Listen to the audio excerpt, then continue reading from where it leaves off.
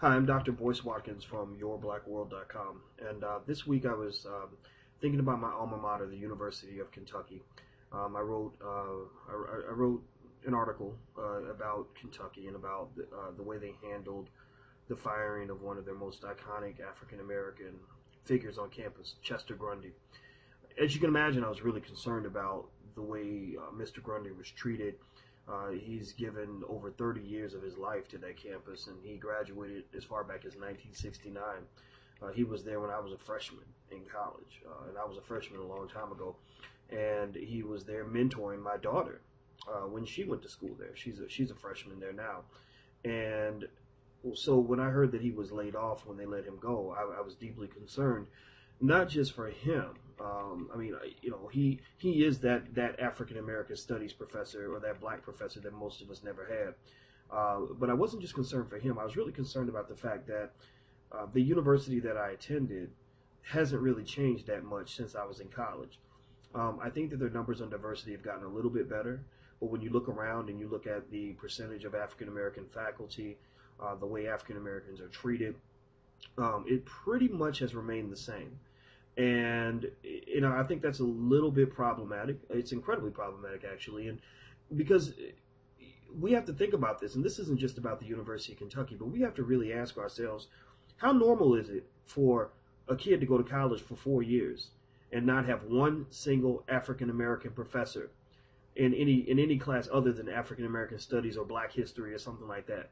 Why can't I have a black biology professor, a black accounting professor, or a black professor of political science, or whatever the case may be? I mean, the fact that I went to college for 4 years and never had one single black professor it's absolutely sick. And what's really interesting to me is that when you talk to most campuses about diversity, what they'll do is to try to shoot down your entire argument is they'll say, oh, well, we've got one black professor over in the such and such.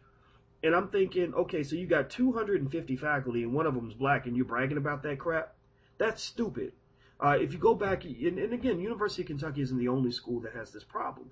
I had a big argument with people from the Obama administration a couple of years ago when they appointed Elena Kagan to the Supreme Court. And over a 6-year period, Elena Kagan did not hire one single African American, Native American, or Latino professor in the Harvard Law School. They certainly didn't promote any of them. And so they came back and they said, well, no, we hired one and we hired a couple of adjuncts and all this other stuff. And I'm like, no, but you haven't you haven't tenured anybody. You haven't promoted any of these people. You keep them for a year and then you spit them out. You're using them up, and you've had hundreds and hundreds of white guys do this job, hundreds. But you're telling me you can't find one qualified black person on the entire planet that can do this job? So either you believe that not one black person on earth is capable of doing a job that hundreds of black people have done, or you're a racist. You have a discriminatory set of hiring practices that you're refusing to confront. And what's interesting, though, is that there are people who literally will believe that the reason that they have never hired a black person is because there's not one black person on the planet who's qualified to do that job. Well, I'm sorry, folks, but that's white supremacy 101. White supremacy simply says that white people are just superior, that they're just better than us, that they can just do things that we can't do, and that somehow we just magically end up at the bottom of the barrel, even though the system's entirely fair. Well, that's a bunch of crap.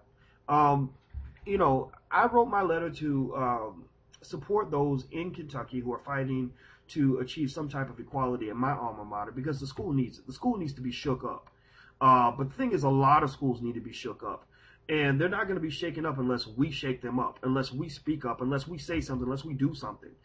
One of the biggest things about the battle of Kentucky is that I blame the discriminatory whites as much as I blame the black folks there. I'm like, look, if you sit on your butt and you say nothing and you do nothing, then they're going to keep on pissing all over you. So excuse my French, but that's exactly what they're going to continue to do. And that's true at every campus across America. And I encourage people to go to the administrations on their campuses and simply ask for the numbers. You don't have to prove your point. You don't have to make too many arguments, because the numbers will make all the arguments for you.